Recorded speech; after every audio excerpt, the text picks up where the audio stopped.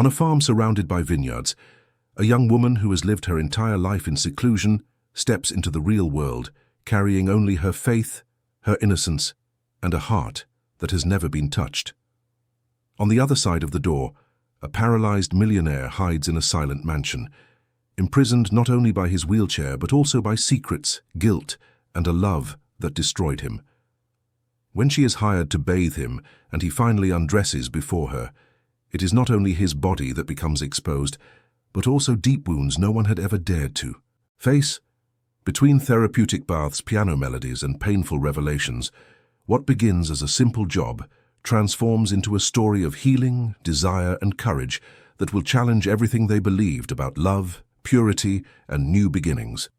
Before diving into this breathtaking romance, don't forget to subscribe to the channel and leave a comment telling us where you're watching this beautiful story from. Marina never imagined that the day the doors of St. Clair's convent closed forever would also be the day her life truly began.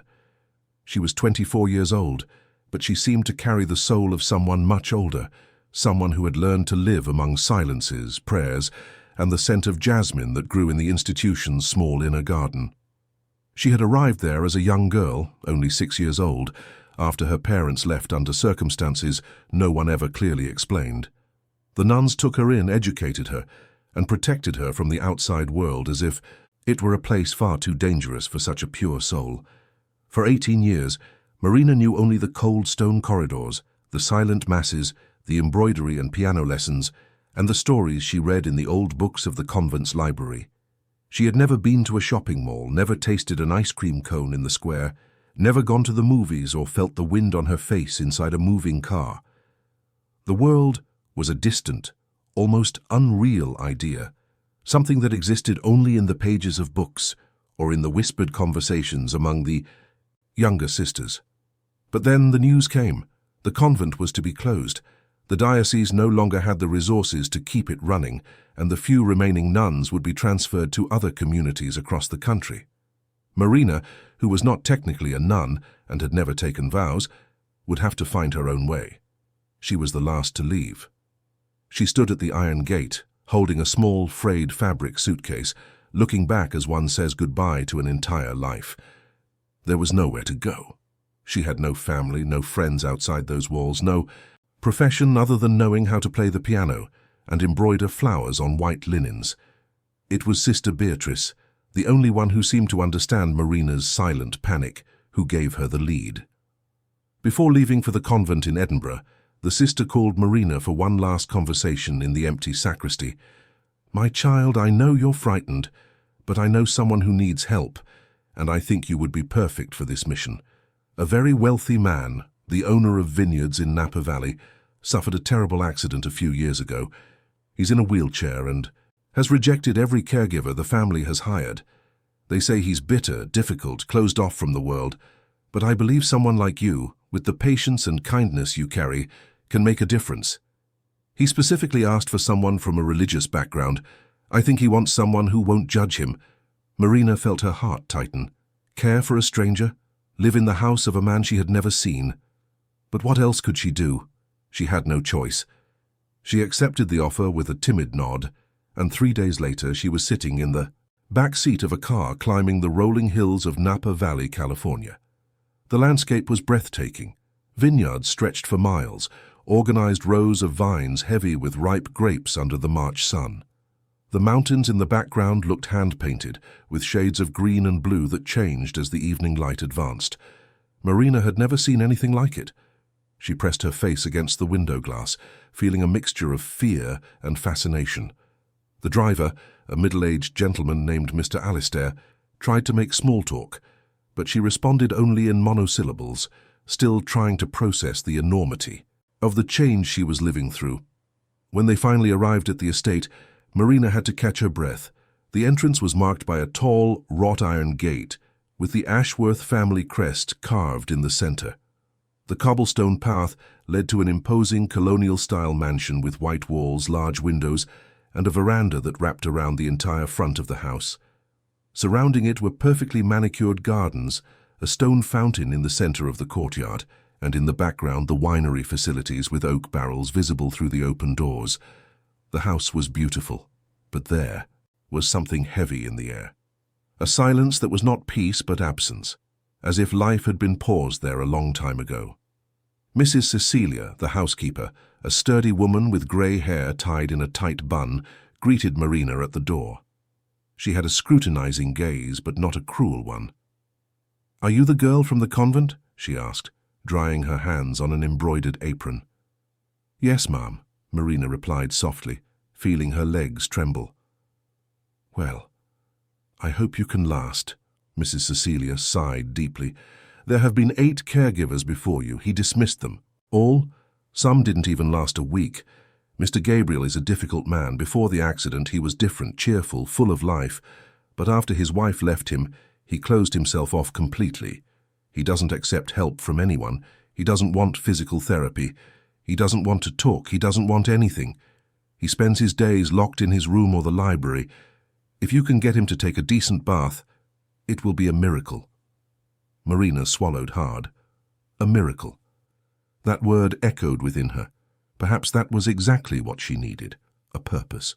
Reason to be there. Mrs. Cecilia led her to a small but cozy room on the 2nd floor, with a window overlooking the vineyards. She let Marina settle in and said that dinner would be served at 7. Mr. Gabriel, however, didn't dine with anyone. He ate alone in his room when he ate at all. That first night, Marina barely touched her food. She sat at the kitchen table with Mrs. Cecilia and Mr. Alistair, listening to them talk about the harvest, the wine market, the household routine. But her mind was elsewhere, upstairs where a man she had not yet met lived locked in his own pain. The next morning, Mrs. Cecilia knocked on Marina's door before sunrise. "He has agreed to meet you. Go to his room, 3rd door on the left in the main hallway, and Marina, be patient. He can be rude, but deep down, he's just a wounded man." Marina put on a simple outfit, a long navy blue skirt and a white long-sleeved blouse, tied her brown hair in a low ponytail, and walked down the hallway as if walking toward the unknown. Her heart was beating so loudly she could hear it in her ears. She stopped before the solid wood door and took a deep breath before knocking 3 times. "Come in." The voice from inside was deep, harsh, laden with impatience. Marina turned the knob and pushed the door open slowly. The room was enormous, with a king-size bed in the center, dark wood furniture, heavy curtains that blocked almost all natural light, and a wheelchair positioned near the window. And in it sat Gabriel Ashworth. He was exactly as Mrs. Cecilia had described, and at the same time completely different from what Marina had expected.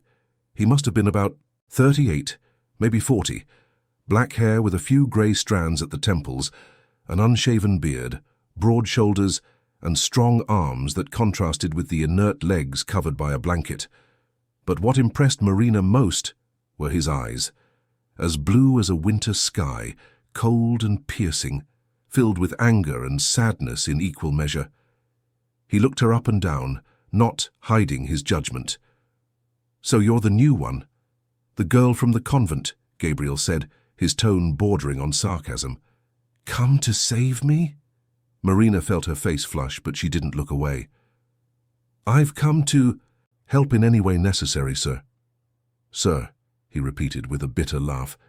"You don't need to treat me like I'm your superior. I'm just a cripple who can't even take a bath by himself." Marina felt a pang in her chest at that word, but she kept her voice steady. "I didn't come here to pity you, sir. I came to work. If you accept my help, I will do the best I can. If you don't want it, that's fine, but I will not judge you. That I can promise." Gabriel stared at her for a long moment, surprised by the courage of this frail young woman who didn't seem afraid of him. Perhaps that was precisely what made him accept. "Fine, you start today. First, I want a bath. It's been 3 days. Mrs. Cecilia has already prepared the adapted tub in the bathroom there." He pointed to a side door. "I assume you know what to do." Marina nodded and walked to the bathroom. It was spacious, with a marble floor, a large bathtub with grab bars, and an adapted bench. She filled the tub with warm water, added a neutral liquid soap she found on the shelf, and returned to the room. Gabriel was already positioning himself for the transfer. She approached, hesitant. "I've never done this before," she admitted. "No one's born knowing how," Gabriel replied, his tone softer. "Just help me out of the chair. I'll do most of it." Marina held his arm, feeling the strength of his muscles under the skin. He pushed himself up with his arms, and she guided him to the bathroom bench. It was a slow, awkward process, but it worked. When he was finally seated, he looked at her and said something that caught her off. "God, now you'll have to undress me. I can't do it myself." Marina felt her face burn. She had never seen a naked man, never touched a male body, but she couldn't back down now. With trembling hands, she began to unbutton his shirt, trying not to look directly, but it was impossible not to notice the tanned skin, the defined muscles of his chest, the scars that told stories of an accident that had nearly taken him. When she got to his pants, he helped her pull them down, and Marina needed all her inner strength not to look away completely. When Gabriel was finally naked before her, something deep and inexplicable happened. It wasn't desire in the carnal sense she didn't know. It was something bigger. It was the perception of human vulnerability, of the fragility we all carry, of the courage it takes to show one's wounds to someone. She looked at him not with pity, but with respect. "Can you put me in the tub?" Gabriel asked, without his earlier harsh tone. Marina helped him position himself, and when the warm water enveloped his body, she saw something change in his expression. A slight relaxation. A contained sigh. She took a soft sponge and began to wash his shoulders, his arms, his back. The touch was professional, but there was something intimate in the act, something that went beyond duty. She felt every muscle under her fingers, every breath he took, every moment of tension and relief. "Why do you agree to do this?" Gabriel asked suddenly, his voice lower. "To care for a stranger? For someone like me?" Marina paused for a second, thinking of an answer. "Because we all need someone at some point, and because I'm also trying to find my place in the world." Gabriel turned his head to look at her, and for the first time since she had entered that room there was something different in his eyes. No longer coldness, but curiosity, perhaps even a glimmer of hope. When the bath was over, Marina helped him dry off and dress in clean clothes. He seemed lighter, almost human again. She took him back to the chair and opened the curtains in the room, letting the sunlight in for the first time in days. Gabriel blinked, bothered by the brightness, but he didn't ask her to close them. "What's your name?" he asked. "Marina." "Marina," he repeated, as if tasting the name. "Thank you." That single word, spoken with sincerity, made something stir inside her chest, something she couldn't yet name. But it was a beginning, the beginning of a connection that would change them both forever. In the following days, Marina established a routine. Every morning, she would wake up early, prepare Gabriel's breakfast, help him with his bath and the basic stretching exercises he reluctantly agreed to do. He remained withdrawn, but gradually he began to talk. Small things at first. About the winery, the wine-making process, the history of the Ashworth family, who had built that empire over 4 generations. Marina listened with genuine attention, asking questions when something intrigued her. She had never tasted wine in her life. The convent didn't allow alcohol, and she had never been curious. But the passion with which Gabriel spoke of that world fascinated her. It was as if, when talking about wine, he became the person he was before the accident. One afternoon, while helping Gabriel get positioned on the veranda to get some sun, Marina saw a grand piano covered by a white sheet in the living room. She stopped, mesmerized. "Do you play?" Gabriel asked, following her gaze. "I used to at the convent, but it's been a while." "Then play now." Marina hesitated. "I don't know if I still remember." "There's only one way to find out." She walked to the piano, pulled off the sheet, and revealed the magnificent instrument of varnished wood and ivory keys. She sat on the bench, placed her fingers on the keys, and after a moment of silence, began to play. It was a piece by Chopin, one she had learned as a young girl. The notes flowed from her, fingers as if they had never stopped, filling the room with a melancholic and beautiful melody. Gabriel closed his eyes. For the first time in years, he felt something other than anger and emptiness. He felt peace, and when Marina finished playing, he had tears in his eyes. "Play again," he asked. "Please." and she played.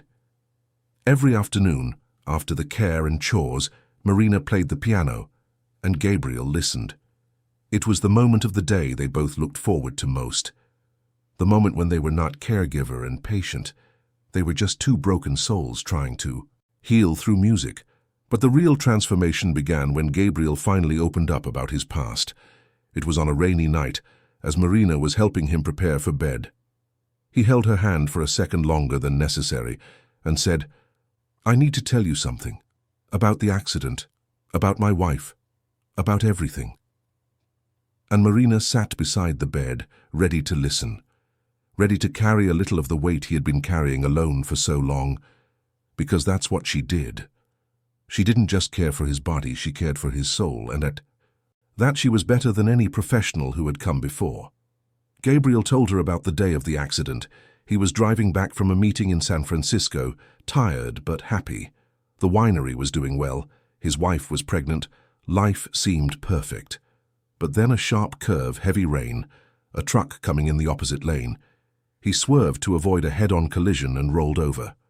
When he woke up in the hospital 3 weeks later, he found out he would never walk again.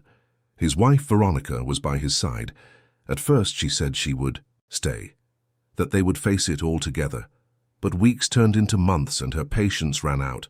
She couldn't stand to see him dependent, frustrated, different. And then she left. She took their daughter, Julia, who was only 2 at the time, and disappeared. He tried to find them, but Veronica was smart.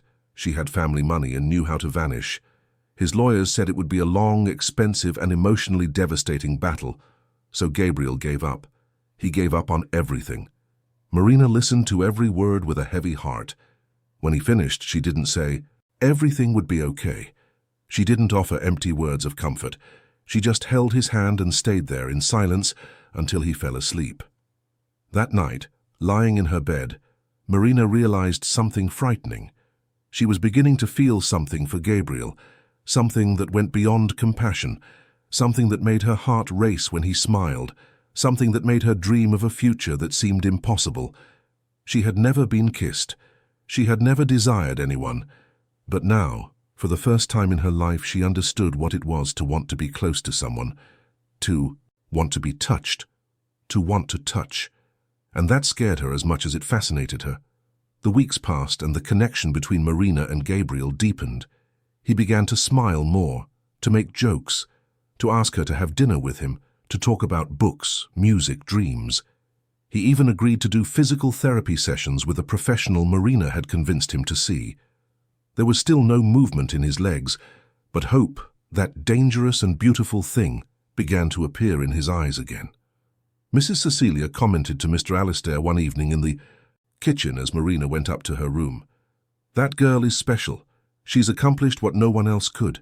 She brought Mr. Gabriel back." And it was true. But what no one knew yet was the price this transformation would demand from them both. Because Gabriel's past was about to come knocking, and Marina's heart was about to be tested in ways she had never imagined. The storm was just beginning. 2 months had passed since Marina arrived at the Ashworth mansion, and the transformation was visible not only in Gabriel but throughout the entire estate. The curtains remained open. The music from the piano echoed through the halls every afternoon, and even the staff commented that the master had started to smile again. Marina had found her purpose in that place, in that man who slowly revealed layers of complexity that fascinated her more each day. Gabriel began to participate in the winery's decisions again. Every morning, after his bath and breakfast, Mr. Alistair would take him to the ground floor office, where piles of documents awaited him. Marina would stay nearby, organizing papers, serving coffee, listening to the calls he made with distributors, winemakers, and managers. She noticed his sharp intelligence, the way he solved problems, how he commanded a business even from a wheelchair. It impressed her deeply. But it was on an autumn afternoon, when the leaves of the vines were beginning to turn golden, that something definitively changed between them. Marina was in the library, looking for a book Gabriel had mentioned during lunch, when he quietly rolled in. "Looking for something?" he asked, with that half-smile that now appeared more frequently. "The book on the history of Portuguese wines. You said it was on the third shelf, but I can't find it. Gabriel moved, closer, scanning the spines. Let me see. He reached out his arm and his shoulder accidentally brushed against hers. Marina felt a shiver run down her spine. It was just an accidental touch, but it was enough to make her heart pound. Here. He pulled out the book, but instead of handing it to her immediately, he held her hand for a moment. Marina, I need to tell you something. She felt her throat go dry. You can. I don't know what I did to deserve you, Gabriel said, his voice thick with emotion. You came here when I had given up on everything, and somehow, without even trying, you made me want to live again. I just wanted you to know that. Marina felt her eyes sting. She didn't know what to say. She had never received such words. She had never felt so important to someone. I found something here too, she replied softly. I found a place where I belong. They stood there, hands intertwined, gazes connected, until Mrs. Cecilia appeared at the library door, interrupting the moment. Mr. Gabriel, the winemaker, called. He needs to speak with you about the new vintage. Gabriel let go of Marina's hand, but the look they exchanged said everything. Something had changed. An invisible line had been crossed, and there was no going back. That night, Marina couldn't sleep. She lay awake staring at the ceiling, still feeling the warmth of Gabriel's hand on hers. For the first time, she allowed herself to think about the impossible. What if this was love? What if that man felt the same way she did? But soon, reason spoke louder. He was a millionaire, owner of one of the largest wineries in the region. She was just a girl who had spent her life locked in a convent, with no formal education, no experience of the world. How could there be anything between them beyond a professional relationship? But the heart, that stubborn and inconvenient thing, didn't care for logic. The following days were filled with a sweet and dangerous tension. Gabriel found excuses to be near her. He would ask her to read aloud while he worked, call her to watch the sunset on the veranda, invent questions about simple tasks just to prolong her presence. And Marina, despite trying to maintain her composure, felt herself melting with every look, every smile, every kind gesture. It was on one of those afternoons, as she played the piano and he listened with his eyes closed, that the impossible happened. When the music ended, Gabriel opened his eyes and stared at her with an intensity that left her breathless. Come here, he asked, holding out his hand. Marina rose from the piano bench and walked toward him, her heart hammering in her chest. He took both her hands and gently pulled her closer. I'm breaking all the rules by doing this, Gabriel said, his voice hoarse. I know you work here, I know there's a distance between us. I know I have no right to feel what I feel, but I can't pretend anymore. Marina, you've become the most important person in my life. Marina felt tears well up. I don't know what to do with what I feel for you, she confessed. I've never felt anything like this before. Can I kiss you?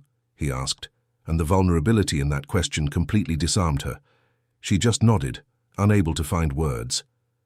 Gabriel pulled her even closer until she was practically sitting on his lap, and then, with a gentleness that contrasted with the strength of his arms, he touched her face and kissed her. It was Marina's first kiss, and it was everything she never knew she wanted. Soft, deep, filled with an emotion that seemed to overflow from them both. When they parted, she was trembling. I'm sorry, Gabriel said, still holding her face. I don't want you to feel pressured or uncomfortable.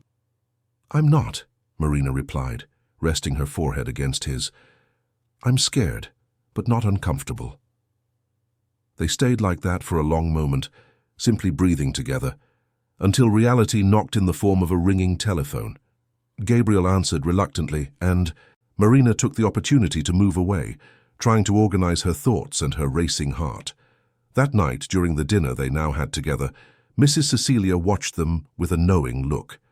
She said nothing, but Marina knew the housekeeper noticed the change, and if Mrs. Cecilia noticed, soon everyone on the estate would know. But what none of them expected was the bomb that was about to explode. 3 days after the kiss, on a sunny April morning, a silver Mercedes pulled up in front of the mansion. Marina was in the kitchen helping Mrs. Cecilia prepare lunch when they heard the sound of the engine. Through the window they saw a woman get out of the car. She was stunning. Tall, slim, with perfectly styled blonde hair, designer clothes, high heels, and enormous sunglasses. She walked to the front door with the confidence of someone who knew the place very well. Mrs. Cecilia dropped the spoon she was holding. My God, it's Mrs. Veronica. The name echoed in the kitchen like a gunshot. Marina felt her stomach churn. The ex-wife, the woman who had abandoned Gabriel. What was she doing here? Mrs. Cecilia went to answer the touch, and Marina stood frozen in the kitchen, listening to the conversation. Cecilia, it's been a while.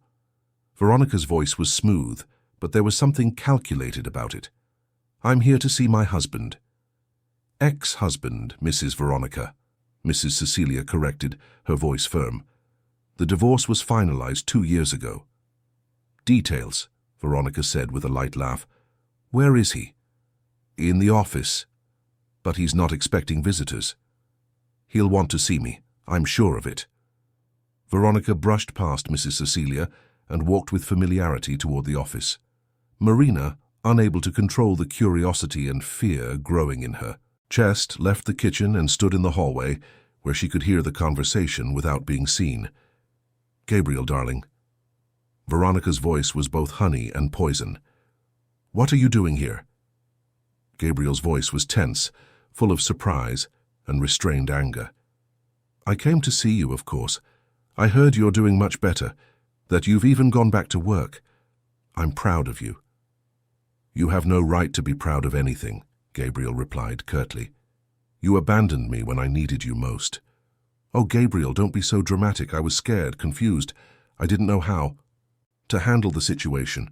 But I've learned a lot these past few years. I've grown, and I realized the mistake I made. Marina felt her heart sink. No, she couldn't be saying what Marina thought she was saying. I want to come back, Gabriel, Veronica continued. I want to try again. We're a family. Julia needs her father, and you need someone who truly understands your world. Are you insane? Gabriel asked, incredulous. You left me broken. You took my daughter and disappeared for years, and now you think you can just come back? I know I hurt you, but people change. And I've changed. Veronica paused, and when she spoke again, her voice was laden with intent. Besides, I heard you have a new caregiver, a girl from a convent. Gabriel, please, tell me you're not confusing gratitude with something else. She's an employee. You deserve someone on your level. Marina felt the humiliation burn inside her. This was exactly what she had feared, that everyone would see what was between her and Gabriel as something inappropriate, impossible, wrong. Get out of here, Veronica, Gabriel said, his voice trembling with rage. Now. I'm not leaving, not until you really. Listen to me. Julia is in the car. She wants to see you. Are you going to deny that to your own daughter? The silence that followed was deafening. Marina knew how much Gabriel suffered from his daughter's absence. She knew he dreamed of the day he would see her again. And now Veronica was using that very thing as a weapon. Fine, Gabriel said, defeated. Let her in. Marina heard footsteps approaching and rushed back to the kitchen. Mrs. Cecilia was sitting at the table, her head in her hands. That woman is the devil in human form, the housekeeper muttered. She's going to destroy everything all over again. A few minutes later, a girl of about 8 entered the house holding Veronica's hand. Julia was beautiful, with dark hair like her father's and the same blue eyes. But there was a sadness in her gaze, a sadness that shouldn't exist in someone so young. Marina watched from a distance as Gabriel saw his daughter for the first time in years. He couldn't hold back the tears. Julia ran to him and threw herself into his arms, and father and daughter stayed there embracing, crying together. It was a beautiful and at the same time devastating scene. Because Marina knew Veronica wasn't there for love. She was there for personal gain. And she was right. In the following days, Veronica settled into the mansion as if she had never left. She claimed it was only temporary, that she needed a place to stay while sorting out bureaucratic matters in Napa, but everyone knew it was a lie. She was there to win Gabriel back, and she was using Julia as a bridge. Marina tried to stay invisible. She did her job, cared for Gabriel when Veronica wasn't around, but she avoided confrontations. She didn't know how to handle the situation. She felt small, inadequate, like an intruder in something that didn't belong to her. Gabriel noticed her distance and suffered because of it. He tried to talk to her several times, but Marina always found an excuse to leave. She was afraid of getting hurt, afraid of losing something that perhaps had never truly been hers. Veronica, for her part, missed no opportunity to needle her. She made subtle comments about Marina's appearance, her lack of formal education, how she didn't understand the business world. During one particularly tense dinner with everyone seated at the table, Veronica released her venom. "Marina, dear, Gabriel told me you spent your life in a convent. It must be difficult to adapt to the real world, isn't it? All these modern things, technology, complex relationships. It must all be very confusing for you." Marina felt her face burn, but she maintained her composure. "I'm adapting well, thank you." "That's good, because it would be terrible if you were, say, confusing things," Veronica continued with a poisonous smile. "Sometimes when we're lonely and vulnerable, we can misinterpret someone's kindness.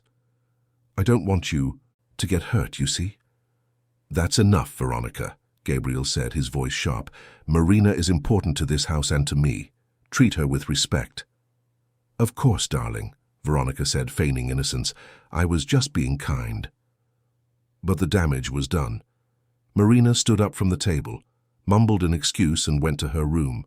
She sat on the edge of the bed, her hands trembling, trying to control her tears. Maybe Veronica was right. Maybe she had confused everything. Maybe Gabriel could never really love her. After all, what did she have to offer a man like him? Nothing but a heart willing to love. And that seemed so little compared to the world he belonged to. A soft knock on the door pulled her from her thoughts. It was Gabriel. He had come up the stairs in his wheelchair, something he rarely did because of the difficulty. "Marina, please let me in," he said from the other side of the door. She hesitated but finally opened it. He came in and closed the door behind him. "Don't listen to anything she says," Gabriel said, his voice urgent. "Veronica is trying to separate us because she knows. There's something real between us. She can't stand to see me happy." "But she's your daughter's mother," Marina replied, the tears finally falling. "She's part of your world in a way I'll never be. And maybe she's right. Maybe I did confuse everything." Gabriel held her face in his hands, forcing her to look into his eyes. "You didn't confuse anything. What I feel for you is real. More real than anything I've ever felt in my life. I don't want Veronica. I don't want to go back to the past. I want to build a future. And I want it to be with you." Marina felt her heart break and heal at the same time. "How can I compete with her?" she asked, her voice broken. "Look at me. I'm not beautiful like her. I don't have her education. I know nothing about your world." "Do you think I care about that?" Gabriel asked, his voice firm. "Marina, you brought me back to life. You made me believe there was still beauty in the world. You don't have to compete with anyone because there is no competition. I've already chosen. I chose you." And he kissed her. A desperate kiss, full of promises and fears of hope and uncertainty. And Marina gave in because even with all the obstacles, even with all the fear, she couldn't deny what she felt. But on the other side of the door, hidden in the shadows of the hallway, Veronica watched everything with a cold smile on her lips. She wasn't going to give up so easily. If there was one thing Veronica Ashworth knew how to do, it was destroy anything that threatened her plans.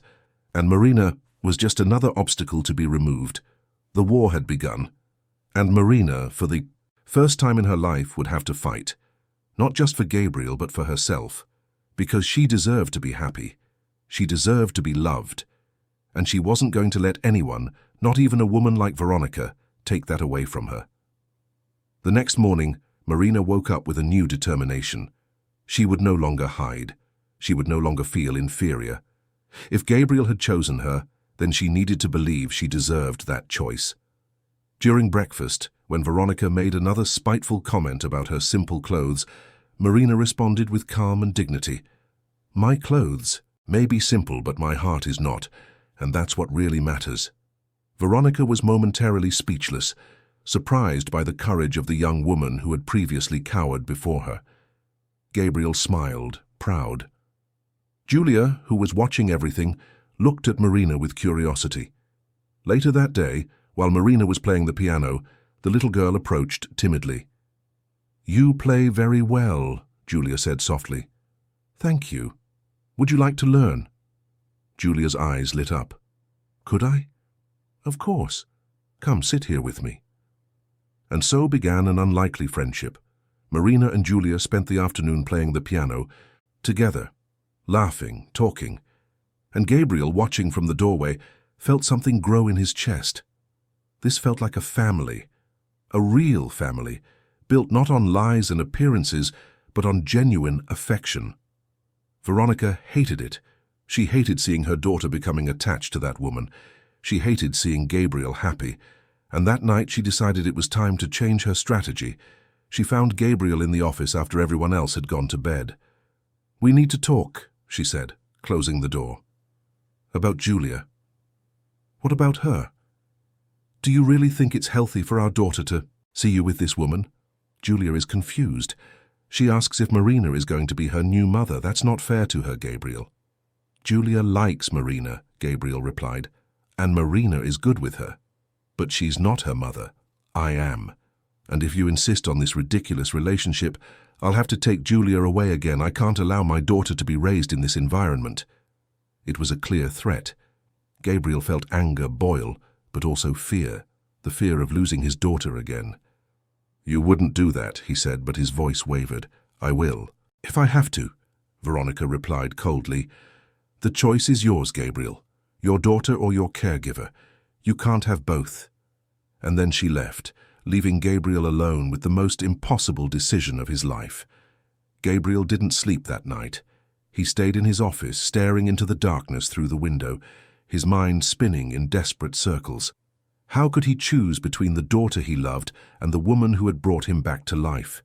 It was like being asked to choose between breathing and having a beating heart. Impossible, cruel, unjust. As the sun began to rise over the vineyards, painting the sky in shades of pink and orange, he finally made a decision. He wasn't going to choose. He was going to fight. For Julia and for Marina. For a chance to have a real family, built on love and not manipulation. Marina woke up early, as always, but when she came downstairs to start the morning routine, she found Gabriel already awake in the living room. He looked exhausted, but there was something different in his eyes. Determination. "We need to talk," he said, motioning for her to sit. Marina sat on the sofa, her hands clasped in her lap, trying to control the nervousness growing in her chest. "Veronica gave me an ultimatum last night," Gabriel began, his voice weary. "She said if I stay with you, she'll take Julia away again." Marina felt the air leave her lungs. "So this is it. I have to leave," she thought. And it was exactly what should happen. Gabriel needed his daughter, and she, Marina, was just a passing chapter in his life. "I understand," Marina said, her voice controlled despite the pain tearing through her. "Julia is your daughter. She must come first. I'll leave today." "What? No," Gabriel said, surprised. "Marina, you don't understand. I'm not letting you go. I'm not letting Veronica win. She's bluffing, and even if she's not, I'm going to fight for you and for Julia, for both of you." "But how?" Marina asked, tears starting to fall. "She's the legal mother. She has rights." "And I'm the father. And I have rights too," Gabriel answered firmly. "I'll hire the best lawyers. I'll prove that Veronica abandoned Julia for years, that she only came back now for her own interests. I'm going to fight for custody, and I'm going to do it with you by my side if you're willing to stay." Marina looked at this man who months ago was just a bitter, closed-off stranger, and she saw the courage he was mustering for her. For them. How could she abandon him now? "I'll stay," she said, her voice steady despite the tears. "I'll fight with you." Gabriel took her hand, and in that touch was a silent promise. They would face this together. But Veronica was not one to wait. When she found out, through Mrs. Cecilia, who had unintentionally overheard the conversation, that Gabriel planned, To seek custody of Julia, she went on a full-scale attack. That afternoon, while Marina was giving Julia a piano lesson, Veronica stormed into the room like a hurricane. "Julia, go to your room. Now," she ordered, her voice sharp. "But, Mom, Marina was teaching me a new song and—" "I said now!" Julia looked at Marina with frightened eyes and ran out. Marina stood up from the piano bench, bracing herself for the confrontation she knew was coming. Veronica approached, her eyes blazing with rage. "You think you can have it all, don't you? My ex-husband, my daughter, my life. But let me tell you something, little girl. You're nothing but an adventure for him. When the novelty wears off, when he realizes you have nothing to offer but a virgin body and a sad story, he'll throw you out like trash." Marina felt each word like a stab, but she didn't back down. "I'm not trying to have your life. I'm just living my own." "Living?" Veronica laughed, a cruel sound. "You call this living? Being a caregiver to a crippled man? Wake up, Marina. Gabriel is with you because it's convenient, because you're available, because you make him feel powerful, but he'll never truly love you.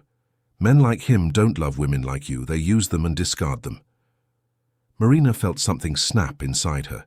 It wasn't anger. It was clarity. For the first time, she saw Veronica for who she really was, a woman terrified of losing control, a woman who used cruelty as armor because deep down she was empty.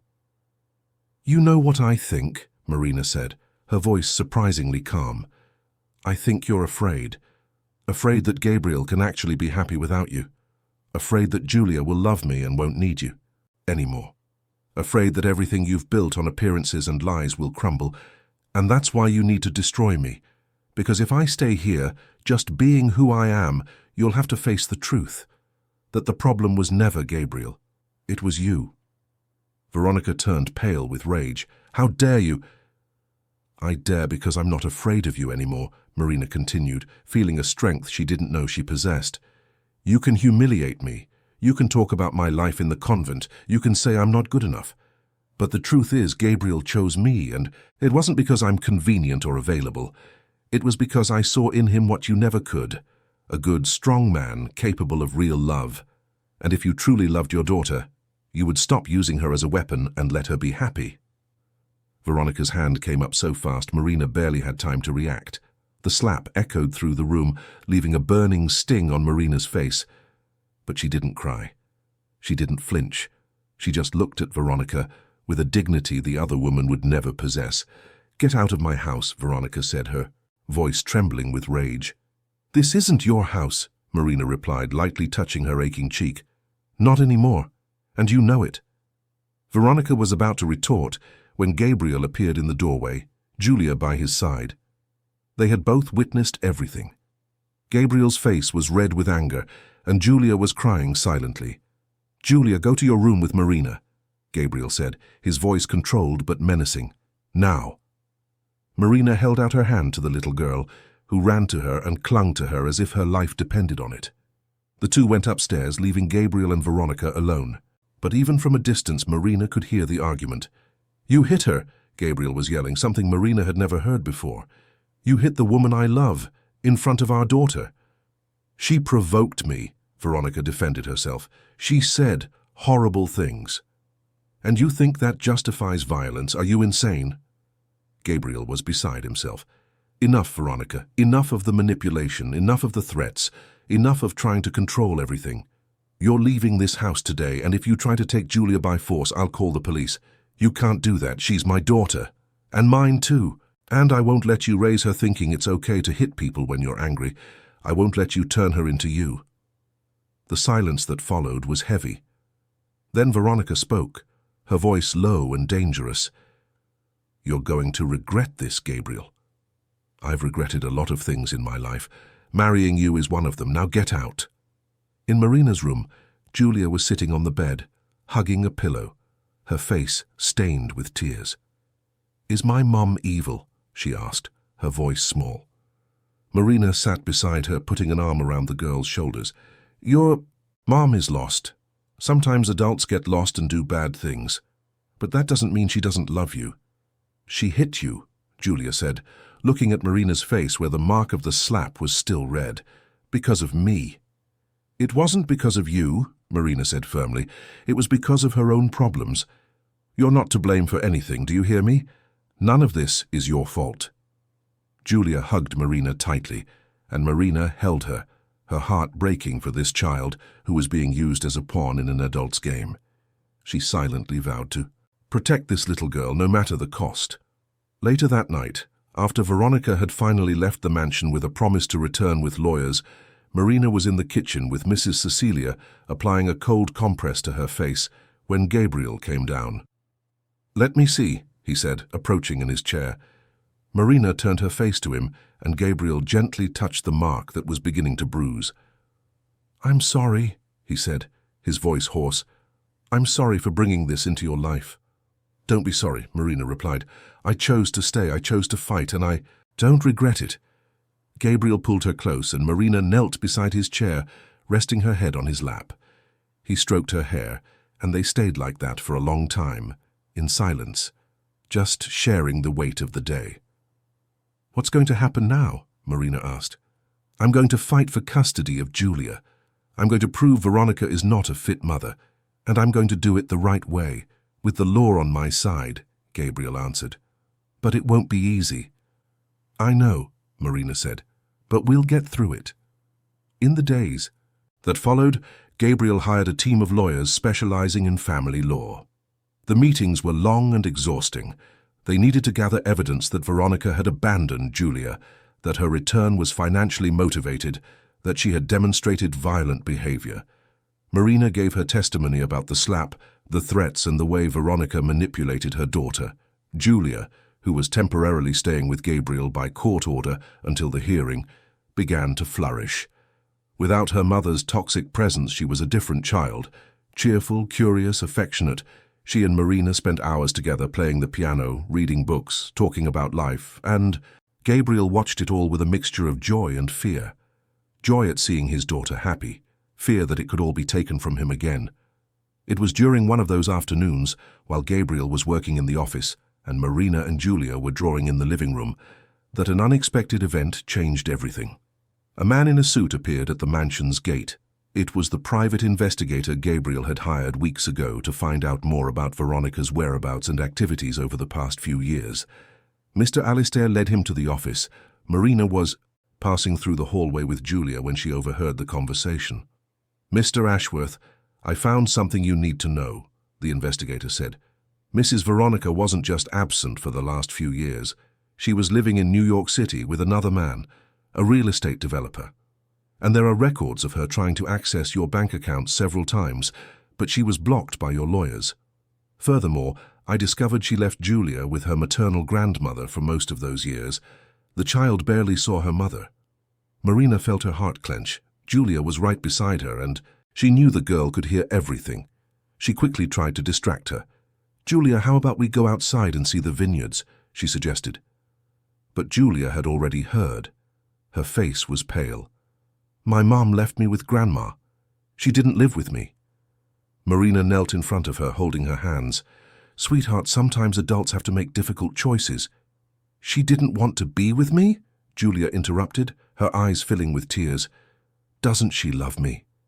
Marina pulled the girl into a tight hug.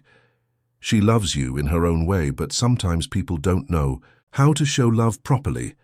Julia cried in Marina's arms, and in that moment any doubt that might have remained about her role in that family vanished. She wasn't just there for Gabriel, she was there for this child who so desperately needed love, stability, and someone who truly cared. When Gabriel finally came out of the office, he found Marina and Julia sitting on the hallway floor, embracing. His heart filled with something he hadn't felt in years. Hope. Hope that maybe, just maybe, they could really be a family. The hearing was set for 3 weeks later. It would be 3 weeks of intense preparation, anxiety, and fear. But they were also 3 weeks in which the bond between Gabriel, Marina, and Julia strengthened like never before. Gabriel began intensive physical therapy, not because he thought he would walk again, but because he wanted to be as strong as possible for the battle ahead. Marina supported him in every session, encouraged him, celebrated every small progress, and Julia became her father's biggest cheerleader, making encouraging posters and taping them around the house. It was on one of those nights after Julia was asleep that Gabriel asked Marina to talk in the library. "I need to ask you something," he said seriously, "and I need you to be completely honest with me." Marina felt a knot in her stomach. "You can ask. If I lose this battle, if Veronica manages to take Julia away, will you still stay?" Gabriel asked vulnerably. "Because I'd understand if you didn't want to. I'd understand if this is too much for you." Marina walked over to him, knelt in front of his chair, and held his face in her hands. "I'm not here for Julia. I'm not here because you're rich or because you need care. I'm here because I love you. And I'll stay here no matter what happens. We'll fight together, we'll win together, or we'll lose together. But together, Gabriel. Always together." Gabriel kissed her with an intensity that took her breath away.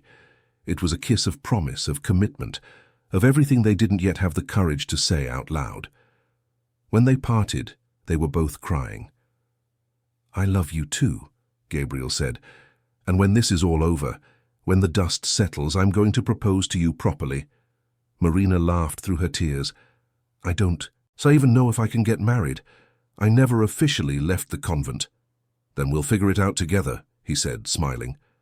And that night, for the first time since it all began, they both slept peacefully, because regardless of what happened at the hearing, they knew they had something Veronica never had, true love, and that somehow already made them winners. The days passed too quickly. The hearing approached, and the tension grew. Veronica tried to make contact several times, sending messages to Gabriel, calling the house, even showing up at the gate one night demanding to see her daughter. But Gabriel was adamant. She would only see Julia when the judge determined it. On the eve of the hearing, Marina did something she hadn't done in years. She knelt beside her bed and prayed. She prayed for Julia, for Gabriel, for herself. She prayed for justice to prevail, and she prayed for the strength to face what was to come. Because deep down, she knew that hearing wouldn't just be about Julia's custody. It would be about their right to be happy, to be a family. And Veronica wasn't going to give up without one last devastating battle. On the morning of the hearing, Marina wore the most formal outfit she had, a simple black skirt and white blouse. Gabriel was nervous, repeatedly checking documents, rehearsing what he would say to the judge. Julia was with Mrs. Cecilia, who had promised to distract her with cookies and cartoons. Before they left, Gabriel took Marina's hand. "Thank you for everything." "We're going to win this," Marina said, trying to believe her own words. They left the mansion for the courthouse, not knowing that the day ahead would change everything. For better or for worse, only time would tell. But one thing was certain. Marina was no longer the frightened girl who had left the convent months ago. She had become a strong, courageous woman, capable of fighting for what she loved, and she would fight to the end. The Napa County Courthouse was bustling that May morning. Marina held Gabriel's hand as they waited in the hearing room, their nerves on edge. The lawyers reviewed documents, organized evidence, prepared arguments. Across the room, Veronica was impeccable in an expensive white suit, her blonde hair perfectly coiffed, her makeup subtle yet elegant. She looked like the personification of the perfect mother. But Marina knew the truth, and she hoped the judge would be able to see it too. Dr. Henry Travers, Gabriel's lawyer, was an experienced and respected man in his 50s. He approached them before the hearing began. "Remember, Judge Francis Roche is known for prioritizing the child's well-being above all else. We have good evidence, but Veronica has a card up her sleeve too. She'll try to paint Gabriel as incapable of properly caring for Julia because of his physical disability. And she'll try to disqualify you, Marina, as a negative influence. Be prepared." Marina felt her stomach churn, but she nodded. Gabriel squeezed her hand tighter. The courtroom door opened and the judge entered. Everyone rose. Judge Francis Roche was a woman in her 60s, with grey hair in a bun, reading glasses hanging from her neck, and a serious but not unkind expression. She sat, organized her papers, and looked at both parties. "We are here to discuss the custody of the minor, Julia Ashworth," she began, her voice firm. I want to make it clear that my only interest is the well-being of this child. I don't care who has more money, who looks better, or who speaks better. I care about who can offer a stable, loving and safe home for Julia. Is that clear?" "Yes, Your Honor," the lawyers replied in unison. The hearing began. Veronica's lawyer, a young and aggressive woman named Dr. Amanda Reese, spoke first. "Your Honor, my client is Julia's biological mother. She carried this child for 9 months, gave birth to her, cared for her in the first years of her life. It's true there was a period of estrangement, but that was due to the trauma of seeing her ex-husband suffer such a severe accident. My client needed time to recover psychologically. Now she is ready, stable, and eager to resume her role as a mother. On the other hand, Mr. Gabriel Ashworth, despite being the biological father, is in a wheelchair and depends on the care of others. How can he provide the structure an 8-year-old child needs?" Marina felt her anger simmer, but she remained silent. Gabriel, beside her, was as tense as a guitar string. Dr. Travers stood up calmly. "Your Honor, my client's physical disability does not make him any less capable of being an exemplary father. Gabriel Ashworth owns one of the most successful wineries in the region, manages complex business deals daily, and is fully intellectually and emotionally capable of raising his daughter. Furthermore, we have extensive evidence that Mrs. Veronica not only abandoned Julia, but left her in the care of her maternal grandmother for years while living a life of luxury in New York City with another partner. She didn't return out of love. She returned for financial gain." Veronica's lawyer stood immediately. "Objection, Your Honor, that's speculation." "It's not speculation when we have documented proof," Dr. Travers replied, handing an envelope to the judge. "Here are bank statements showing Mrs. Veronica's attempts to access my client's accounts, testimony from the maternal grandmother confirming that Julia spent most of the last few years in her care, and records of travel and expenses that prove Mrs. Veronica was more interested in maintaining a lavish lifestyle than in practicing motherhood." The judge examined the documents in silence. Veronica was becoming visibly nervous. "Your Honor, may I speak?" Veronica asked, her voice controlled but with a perceptible tremor. "You may, Mrs. Ashworth." Veronica stood, adjusting her suit. "I made mistakes. I admit it. But I went to therapy. I grew. I changed. And I'm here now, ready to be the mother Julia deserves. My daughter needs a mother figure. And with all due respect, Miss Marina, who is beside my ex-husband, is a complete stranger who appeared out of nowhere. She has no training, no experience with children, nothing to offer but— "But love," Gabriel interrupted, his voice echoing through the room. The judge looked at him, surprised by the interruption, but did not reprimand him. "You may continue, Mr. Ashworth." Gabriel took a deep breath. "Marina has offered my daughter something Veronica never gave: presence, attention, true affection. Julia blossoms beside Marina. She laughs, she plays, she talks about her dreams. For the first time in years, my daughter is genuinely happy, and yes, I am in a wheelchair. But that doesn't stop me from being a father. It doesn't stop me from being present for every homework assignment, every meal, every conversation before bed. Veronica may have perfectly functioning legs, but she was never truly present. And that's something no amount of money or appearance can compensate for." The room fell silent. Marina felt her eyes burn with emotion. The judge jotted something down and then turned to Veronica. "Mrs. Veronica, did you physically assault Miss Marina?" Veronica hesitated. "It was just a moment of nervousness. She provoked me." "So you admit to committing physical assault in front of your daughter?" Veronica realized her mistake too late. It was nothing serious." The judge shook her head. "Violence is never nothing serious when it involves child witnesses." She looked at the lawyers. "I will hear the child. I want to speak with Julia in private, without the presence of either parent." Marina's heart pounded. Julia was just a child. Would she be able to express her true feelings before a judge? 20 minutes later, Julia entered the room accompanied by a court psychologist. The girl was nervous, but when she saw Marina and her father, her eyes lit up a little.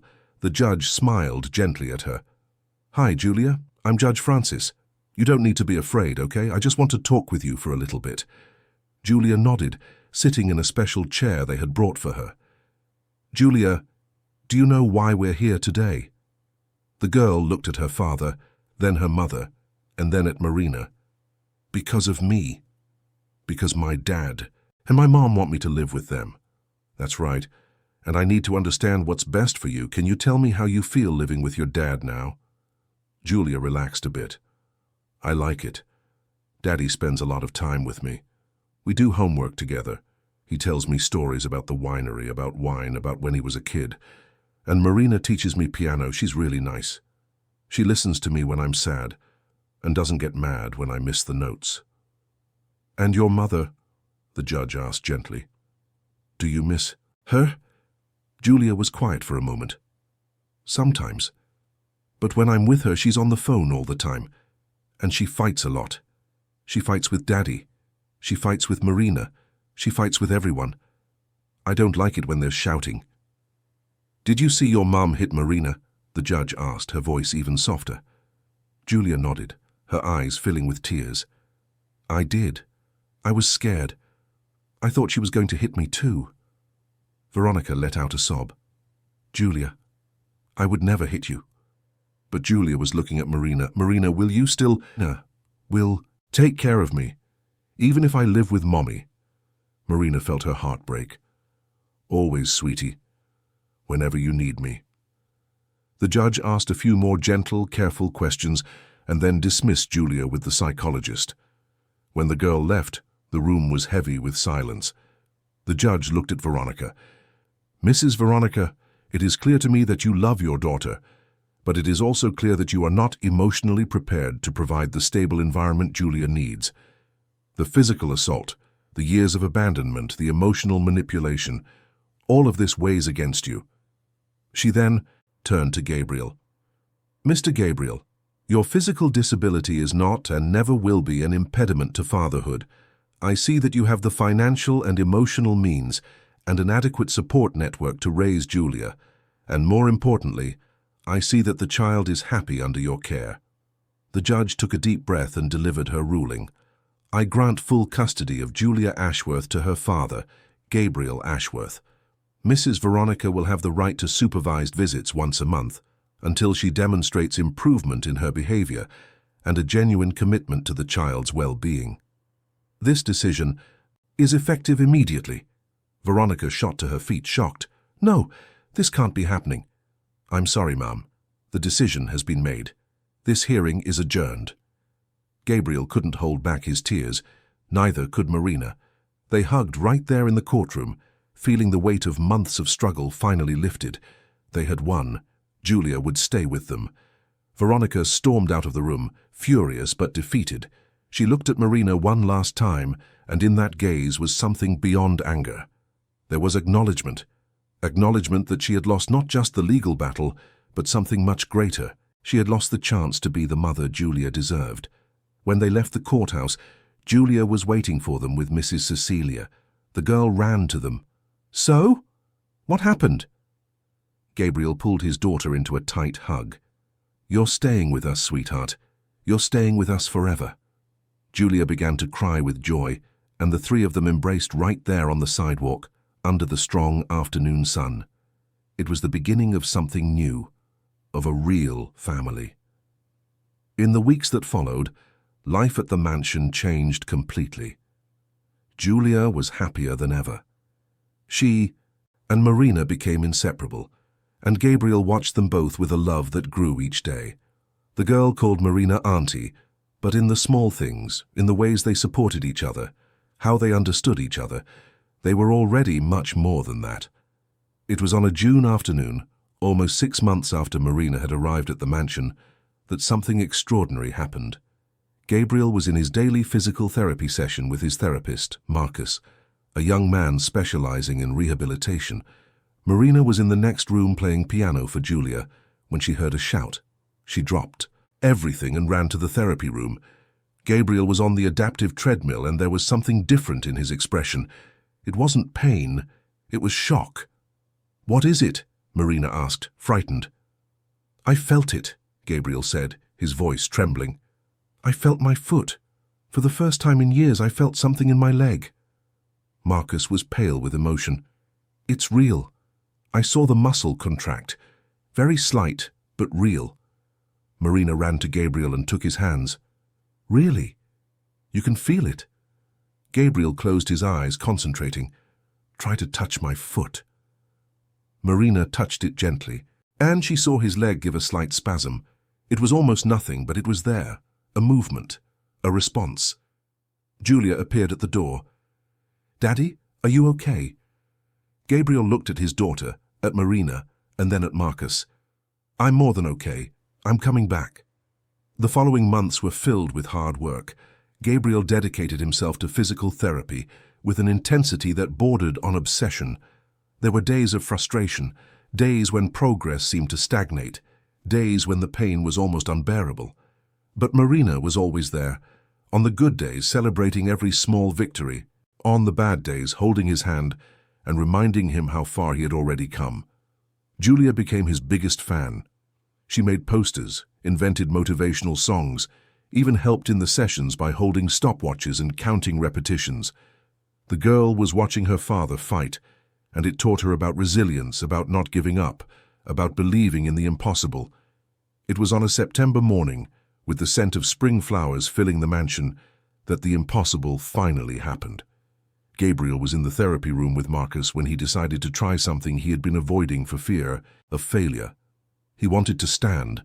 Marina was there, her hands clasped to her chest, Julia beside her holding her hand tightly. Mrs. Cecilia and Mr. Alistair were also there, silent witnesses to that moment.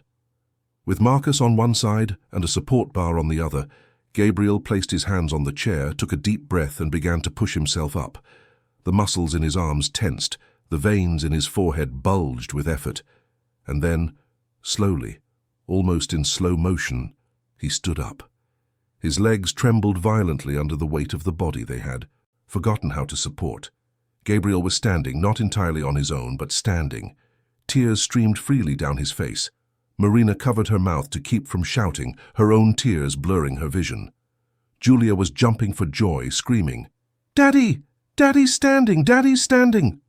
Gabriel stood for 10 seconds before his legs gave out, and Marcus helped him sit back in the chair. But those 10 seconds were worth a lifetime. They were proof that miracles exist, that faith, hope, and love can move mountains, or in this case make a man stand again. "I did it," Gabriel said, laughing and crying at the same time. "I did it, Marina." Marina ran to him and hugged him so tightly she almost knocked him out of the chair. "You did it. You're incredible." Julia threw herself into their arms, and the three of them stayed there, embracing, crying with happiness, while Mrs. Cecilia wiped away her own tears, and Mr. Alistair smiled with pride. The doctors called it a miracle. The local newspapers published the story of the businessman who walked again after years. But Gabriel knew the truth. It wasn't a medical miracle, it was love that brought him back. The love of his daughter, the love of Marina, the love he had finally allowed into his life after so long living in darkness.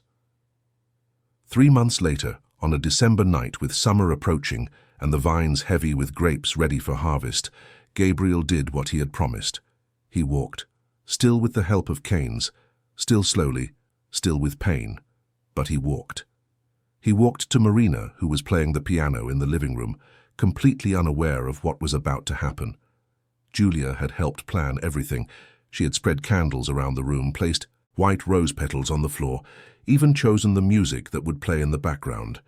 Mrs. Cecilia and Mr. Alistair were hiding in the kitchen, peeking with complicit smiles. Marina finished playing and turned to get the sheet music for another song when she saw Gabriel, standing, without his wheelchair, walking toward her with difficulty but with determination. She brought her hands to her mouth, shocked. "Gabriel, you're—" "Walking to you," he completed, a huge smile on his face, "like I promised I would when this day came." He walked the last few feet, and with considerable effort, but with the help of the canes, knelt before her. Marina was crying so hard she could barely see. Julia came running with a small velvet box in her hands. "Marina," Gabriel began, his voice choked with emotion, "when you came into my life, I was dead inside. Not only did my legs not work, but my heart had stopped too. You brought me back. You made me believe there was still beauty in the world. You made me want to fight, to live, to be better. And today, I am here, standing, because you taught me that miracles exist when we believe in them. He opened the box, revealing a simple but beautiful ring with a single diamond. Marina, will you marry me? Will you be my wife, Julia's mother, the mistress of this house and of my heart? Marina couldn't speak. She just nodded, sobbing convulsively. Yes. Yes, I accept. Gabriel placed the ring on her finger with trembling hands, and then she knelt beside him and kissed him. Julia ran to them and threw herself into the middle of their hug. Mrs. Cecilia and Mr. Alistair came out of the kitchen applauding. It was perfect. It was exactly as it should be. The wedding took place 3 months later in March in the middle of the vineyards. It was a small, intimate ceremony with only the winery staff, a few of Gabriel's close friends, and Sister Beatrice, who insisted on coming from Edinburgh to see Marina happy. Marina wore a simple white lace dress, her hair loose with natural flowers woven into it.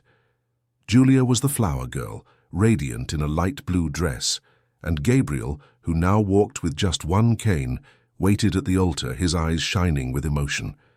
As Marina walked toward him, guided by Mr. Alistair, who had offered to play the part of her father, Gabriel felt his heart overflow.